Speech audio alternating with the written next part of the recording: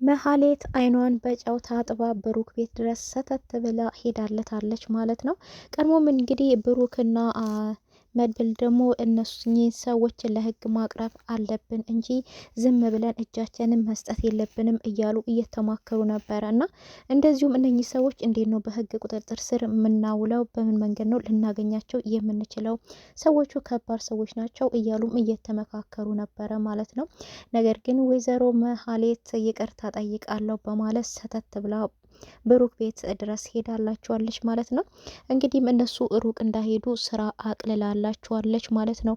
ነገር ግን ብሩክ ቤት ይቅርታ ለመጠየቅ ቢሆንም የሄደችው የተጸጸተ ልብ ኖሯት ወይም አዝና ልቧ ተሰብሮ አጥፍቻለሁ በድያለሁ ብላ ሳይሆን የዝናን ሜሽን ለማሳካት ወይም ደግሞ ዝና ገና ለገና ቤት ይገዛልኛል፣ ሀብታም ሆናለሁ፣ ገንዘብ ይሰጠኛል በማለት እንግዲህ አስባ ነበር የሄደችው ማለት ነው።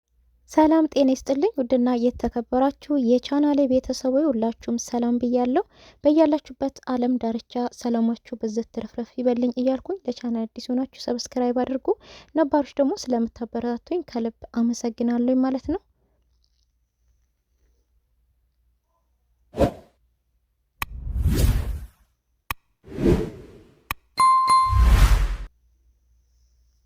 እውነት ማህሌት ብሩክ ቤት ድረስ ሰተት ብላ ሄደችው ተጸጽታ ነው ወይስ ደግሞ ሌላ ነገር አስባ ነው የሚለው ለሁላችንም ጥያቄ ፈጥሮብናል ማለት ነው። እውነት ማህሌት የተጸጸተ ልብ ኖሯት ይቅርታ ለመጠየቅ ቢሆን የሄደችው ሁላችንም ደስ ይለን ነበረ። ነገር ግን ማህሌት የሄደችው ይቅርታ ለመጠየቅ ሳይሆን ዝና ሜንሽን ለማሳካት ወይም ደግሞ ገና ለገና ዝና ገንዘብ ይሰጠኛል ወይ ደግሞ እንደ ብሩክ ያለ ቤት ይገዛልኛል በሚል ህልም የመሰለ ቅዠት ወይም ደግሞ ቅዠት የመሰለ ህልም ይዛ ነው የምትጓዘው ማለት ነው። እና እውነት ልቧ ተጸጽቶ ቢሆን ብሩክ ቤት ይቅርታ ለመጠየቅ የሄደችው ጥሩ ነበረ። ግን እሷ የተጸጸተ ልብ የላትም። በውስጧ ውስጥ ያለው የገንዘብ ፍላጎትና የቤት ፍላጎት ብቻ ነው ማለት ነው። እንግዲህ መጀመሪያም ከብሩክ የተለያየችው ቤቱ ከተሸጠና ልጅቷ ከታከመች እኔ ድህነት አልፈልግም፣ ከደሃ ጋር መኖር አልፈልግም በማለት ነበረ እንግዲህ ብሩክን የመሰለ ጀግና ወንድ ስታ እንግዲህ ሜዳ ለሜዳ የዝና ተላላኪ ሆና ቀርታለች ማለት ነው።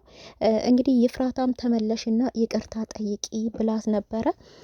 ነገር ግን እንዴት ይቅርታ ሊያደርግልኝ ይችላል? እኔ እኮ ብዙ ነገር በድየዋለሁ፣ ብዙ ነገር እኮ አድርጌዋለሁ፣ ልጁን ልገል ነበረ፣ እሱም እኮ ሊሞት ነበረ፣ ብዙ ነገር አድርጌበታለሁ፣ እንዴት ይቅርታ ሊያደርግልኝ ይችላል? እሱ እኮ አንድ የተቆረጠ ቆረጠ ነው ብላትም ነበርና ይፍራታ እንግዲህ አይታወቅም ሂጅና ይቅርታ ጠይቂ ብላም እየገፋፋቻት ነበረ ማለት ነው። ምክንያቱም አንቺ ከብሩክ ከተለያየሽ ጀምሮ ምንም ግርማ ሞገስሽ ተገፎብሻል ነው ያለቻትና በሰው እጅ ጥገኛ ሆነሻል። እኔ እኮ ታናሽ እህትሽ ነኝ። አንቺ ታላቄን እንዴት ማስጠጋት አለብኝ? አንቺ ታላቄ ነበርሽ እኮ እኔ ማስጠጋት ያለብሽ እና ዝናም ገንዘብ እየሰጠሽ አይደለም፣ እሱንም የራሴም አደርገዋለሁ ብለሽ ነበር። የራስሽ ማድረግ አልችልሽም።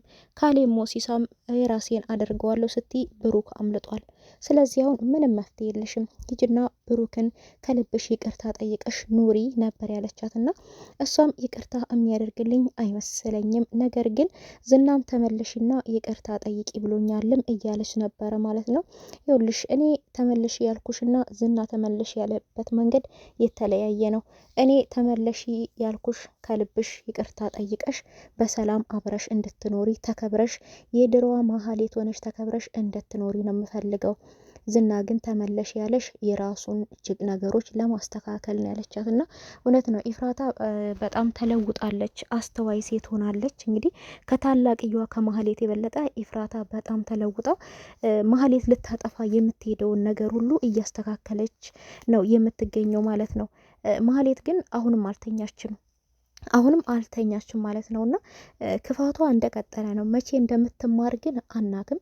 ኢፍራታ እንግዲህ በማል ካልተቀየረች አሁን ጥሩ ሰው ሆናለች፣ ተስተካክላለች ማለት ነው። እና ኢፍራታን የቀየረ አምላክ ማህሌትንም ይቀይርልን ማለት ነው። እና እንደዚሁም እንግዲህ ማህሌት አሁን ወደ ብሩክ ቤት ሰተት ብላ ሄደችው። እነሱ እንግዲህ መድብልና ብሩክ እነኚህ ሰዎች እንዴት አርግተን ነው በህግ ቁጥጥር ስር መዋል የምንችለው? በህግ ቁጥጥር ስር ማዋል አለብን፣ እንደዚህ አይነት ሰዎችን መተው የለብንም እያሉም እየተወያዩ ነበረ። ብሩክ ግን በቃ አትድረሱብን፣ አንደርስባችሁም እንበላቸውና አነካቸውም አይንኩን እያለ ነበረ። መድብል ግን አይሆንም፣ እነኚህ እንደዚህ አይነት ሰዎች መቼም ቢሆን የመርዝ ብልቃታቸውን ትተው አይዞሩም፣ ይዘው ነው የሚዞሩት እና ስለዚህ ተውን እንተዋችሁ የሚል ነገር አይሰራም። ለህግ አሳልፈን መስጠት አለብን። ዝና መታሰር አለበት። እንደዚሁም የእሱ ግብረ አበሮችም እንዳሉ ለህግ መቅረብ አለባቸው እያለ ነበረ። ብሩክ ግን ምን ህግ አለ ብለህ ነው? ህግ በማጣት አለመኖሩ፣ ትክክለኛ ፍርድ ባለመኖሩ እኮ ነው ብዙ ሰዎች እኮ ያለ ጥፋታቸው ታስረው ወንጀለኞች ግን ዘና ብሎ የሚኖሩት ቢለውም እንግዲህ በዛው ልክ ደግሞ ያለ ወንጀላቸው ፍርድ ቢያጡም አንዳንድ ሰዎች ደግሞ በትክክለኛ ፍርድ ዘብጥያ እንደሚወርዱም አትርሳ ነበር ያለውና እንግዲህ ህግ አንዳንድ ቦታ ቢዛባም አንዳንድ ቦታ ግን ደግሞ ትክክል የሚሰራበት ቦታም እንዳለ ነው እንግዲህ እዚህ ጋር የሚያመለክተውና እሱም አንተውም ለህግ ማመልከት አለብን፣ ካልሆነ ደግሞ ጊዜው የሚዲያ ነው፣ ለሚዲያ አሳልፈን እንሰጣችኋለን፣ ፎቶችሁን፣ ስራችሁን ሁሉ እንፖስታለን ብለን እናስፈራራቸውም እያለ ነበረና ብሩክ ብሩክ ግን ያው እንደዚህ ቢልም መድብል ግን በዚህ ሀሳብ ያው እየተስማማ አይደለም ማለት ነው። እሱም መቼም ቢሆን እንደዚህ አይነት ሰዎች ቢሞቱ እንኳን መርዛቸውን ካፋቸው ላይ እስከሚሞቱ ድረስ መርዛቸው ካፋቸው ላይ አይጠፋም። አንድ ሰው ላይ መርዛቸው ሊረጩ ይችላሉና መተው የለብንም፣ ለትክክለኛ ህግ መቅረብ አለባቸው እያለ ነው። እውነት ነው፣ ሁላችንም እንደግፋለን፣ ለህግ መቅረብ አለባቸው። ይሄ ነገር በብሩክ ላይ ብቻ ሳይሆን እንደዚሁም አንድ ሴት ልጅ እዛ ታግታ እንደዚሁም ዝና እንግዲህ በየቀኑ እየሄደ አባትሽን 500,000 ብር አስልኪ ወይ ካልሆነ ደግሞ ኩላሊቶችሽን አውጥተን እንሸጣለን እያላ ሲያስፈራራትም ተመልክተናል። እቺ እንግዲህ እንስት ሴት ውጭ ሀገር ሳውዲ እንልክሻለን ብለው እንዳመጧት የሚያው ተመልክተናል ማለት ነውና ነገር ግን አባቷ በጣም ስለሚወዳት ልጁን ማጣት ስለማይፈልግ ልጄ ትመለስልኛለች ብሎ የቀረውን አንድ ጥማድ በሬ እንደዚሁም እንግዲህ የወንድሞቹን በሮች አርግቶ ሸጦ ያን የተባለውን ብር አስገብተውለታል ማለት ነው ለዝና። እሱ ግን ልጅቷን መልቀቅ ሳይሆን አባትሽ በጣም ነው የሚወድሽ፣ ብሩን እኮ ቶሎ ነው ያስገባው ነበር ያላት። አዎ ልጁን የሚጠላ እንግዲህ አባት ማንም የለምና እሱ እንግዲህ አሁንም ላንቺ ለኔ ኤቲኤም ነሽ፣ የትም አልለቅሽም። በዚህ ምድር ላይ ሉላ የምትባል ተንከሴት ሴት ባትፈጠር ኖሮ የኔ ሚስት የምትሆኚው አንቺ ነሽ። አሁንም ቢሆን የኔ ሚስት ቀጣይ አንቺ ነሽ። ሉላን ካላገኘው ሚስቴ አንቺ ነሽ። ሌላ ምን ትፈልጊያለሽ?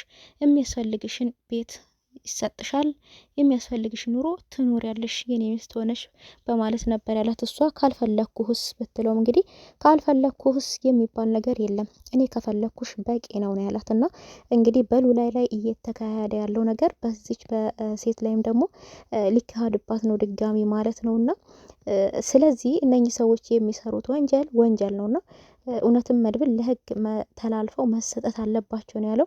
ይህንን ሜንሽን ደግሞ ለማስተካከል ኢፍራታ በእጃቸው ገብታላችኋለች ማለት ነውና እንግዲህ ኢፍራታ ሰተት ብላ ብሩክ ቤት ድረስ ይቅርታ እጠይቃለሁ በማለት ተልካሻ ምክንያት ሄዳለች ማለት ነው። ብሩክ ግን ምንም አይነት ይቅርታ አያደርግላትም። ይቅርታ ቢያደርግላት ራሱ ድጋሚ እዛ ቤት እንድትገባ አይፈቅድላትም።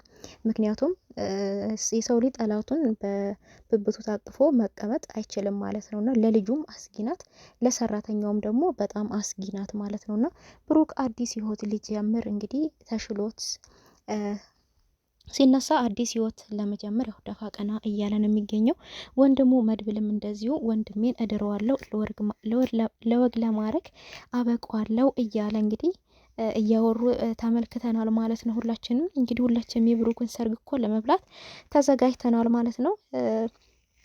ማህሌት ግን ሰተት ብላ ቤታቸው ድረስ ሄዳላችኋለ። ይሄ ማለት ደግሞ ለመድብልና ለብሩክ ስራ አቀለለችላቸው ማለት ነው። ምክንያቱም ዝናን ለመያዝ ከባድ ነገር ነበር ለነሱና ዝናን ለመያዝ እሷ ለነሱ በቂ ናት ማለት ነውና በማህሌት በኩል ዝናን መያዝ ይቻላል ማለት ነው።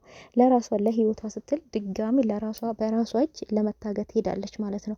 ከዚህም በፊትም እንግዲህ በገዛ እጇ እንግዲህ በእግሯ ሄዳ ነው የታገተችው። እሱም የክስ ወረቀት ሰጣለሁ ብላ ሰተት ብላ ያለምንም ድካም ቤታቸው ድረስ ሄዳላችኋለች ማለት ነው። እንግዲህ እጇን ስበው አስገብተው ለቀናት አግተውት አስቀምጠዋት ነበርና አሁን ግን ቤታቸው ድረስ ሄዳላችኋለች። ነይ ግቢ ብለው አስገብተው እንግዲህ ዝናን የሚይዙበትን መንገድ ነው የሚያስተካክሉት ማለት ነው። ዝና ተያዘ ማለት ደግሞ ዝና ለህግ ቀረበ ማለት ደግሞ የእሱ ግብረ አበሮችም በእነሱ ስር ታስረው የሚንገላቱ ምስኪኖች፣ ያቺ ምስኪን ሴትም ፍትህ ታገኛለች። ብዙ ፍትህ ያጡ ነፍሶች ደግሞ ፍትህ ያገኛሉ ማለት ነው። እና እነሱ ስራቸው በህገ ወጥ ነገር ላይ ነው ማለት ነው። ብሩክም እንግዲህ ይህንን ነገር ስላደረገ በጣም ደስተኛ እንደሆነ ነው የተናገረው ማለት ነው። ምክንያቱም የብዙ አበባዎች፣ የብዙ ህጻናቶችን፣ የብዙ አዛውንቶችን ህይወት ታድግ ያለሁ ይህን ነገር በማድረጌ ደስተኛ ነኝ እያለ ነው የሚገኘው። ደግሞ እነሱንም በመበቀሌ ደስተኛ ነኝ። ቢያንገላቱኝም ብዙ ስቃይ መከራ ቢያደርሱብኝም ነገር ግን ይህን ነገር በማድረግ እኔ ደስተኛ ነኝ ያለው እና እሱ ቢደበደብም ቢንገላታም ብዙ ስቃይ ቢደርስበትም ነገር ግን የታየው የብዙ ህጻናትን ህይወት እንዳተረፈ የብዙ ሰዎች ህይወትን እንዳተረፈ ነው የሚታየው ማለት ነው። ነገሩ ዲራማ ቢሆንም ዝና እያደረገ ያለው ነገር ግን አሁን በትክክለኛ አገራችን ውስጥ ያለ ነገር ነው እየተካሄደ ያለውና ቢሆንም ዝና ለህግ መቅረብ አለበት ነው እኔ የምለው ማለት ነው። ዝና ብቻ ሳይሆን ሁላቸውም የዝና ግብረ አበሮች የሆኑ ተሰባስበው ወክኒ መግባት ትክክለኛ ፍርድ ማግኘት አለባቸው ማለት ነው። ምክንያቱም የብዙ ሰው ህይወት እያበላሹ ነው። የብዙ ሰው ህይወት የብዙ ሰው ቤት እያመሰቃቀሉ ነው ማለት ነው። እነኚህ ሰዎች ደግሞ ለህግ ብቻ ሳይሆን ለሚዲያ ተሰጥተው በቃ በሚዲያ ላይ ሰዎች የነሱ መማሪያ መሆን አለበት ማለት ነው። ትክክለኛ ፍርድ ማግኘት አለባቸው ማለት ነው።